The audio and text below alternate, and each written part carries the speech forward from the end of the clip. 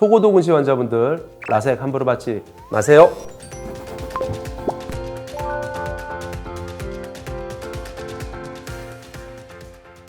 안녕하십니까. 2005년부터 지금까지 2만 년 이상 라섹을 해온 안과 전문의 박준성입니다. 오늘은 초고도근시 환자들에게 라섹 함부로 하지 말라는 주제에 대해서 한번 얘기를 해볼까 합니다. 보통 초고도근시 환자들은 본인들이 눈이 많이 나쁜 걸 이미 알고 오시기 때문에 나는 라식을 하는 게 좋은지, 라섹을 하는 게 좋은지, 스마일을 하는 게 좋은지, 혹은 렌즈 삽입 수술을 하는 게 좋은지 잘 몰라서 고민을 많이 하시고 병원마다 다 얘기가 달라서 헷갈려서 오시는 경우가 많습니다.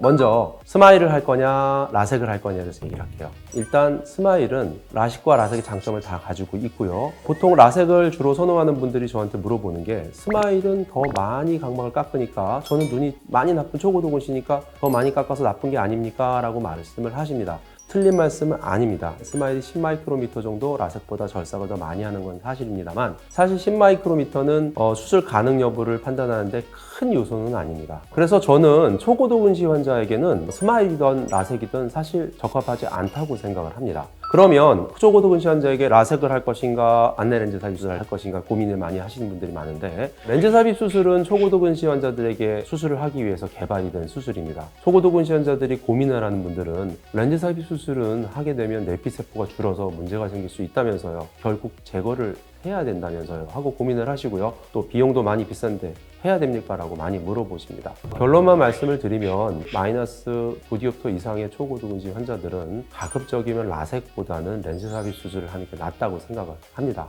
레이저로 각막을 깎아내게 되면 다시 붙일 수가 없어요. 그죠? 렌즈 삽입 수술을 했다가 문제가 생길 것 같으면 빼면 됩니다. 라섹을 초고도근시를 수술을 하게 되면 기본적으로 절삭량이 많기 때문에 여러 가지 문제가 생길 수 있습니다. 자, 우리가 수술을 하게 되면 각막을 전체 다 깎지 않습니다. 광학부직경이라고 그래가지고 우리가 각막을 깎을 때 레이저를 갖다 절삭해내는 각막의 직경이 있습니다. 절삭량이 많아지면 짧은 직경, 광학부 직경이 작아집니다. 그러다 보면 시력도 덜 나오고 야간에 빛번짐도 심해집니다. 근시나 난시에 퇴행이 더 많아지고요. 콘탁이 생길 가능성이 상당히 높습니다. 곡률이 많이 변하게 되면 빛번짐이나 건조증의 우려가 훨씬 많아집니다. 이게 가장 결정적인 건데요. 우리가 나이가 들면서 부정 난시가 많이 생깁니다. 그러면 안경으로 교정이 안 되는 난시가 생겨서요. 나중에 수술하고 나서 시력이 다시 떨어지는 경우에도 교정이 잘 안 되는 경우가 많습니다.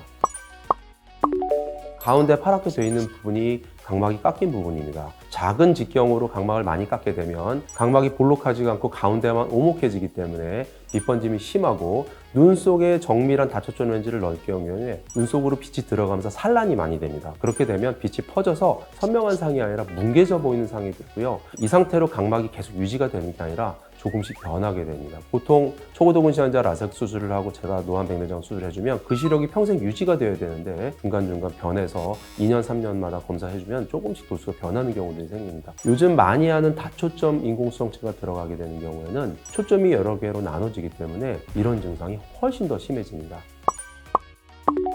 각막을 많이 깎은 환자들이 백내장 수술 후 만족도가 떨어지는 걸 제가 발견하고 초고도근시 환자들에게는 라섹 수술을 하면 안 되겠구나라고 생각을 많이 하게 되었습니다. 이런 사례가 여러분들이 수술을 결정하는데 도움이 됐으면 좋겠습니다. 감사합니다.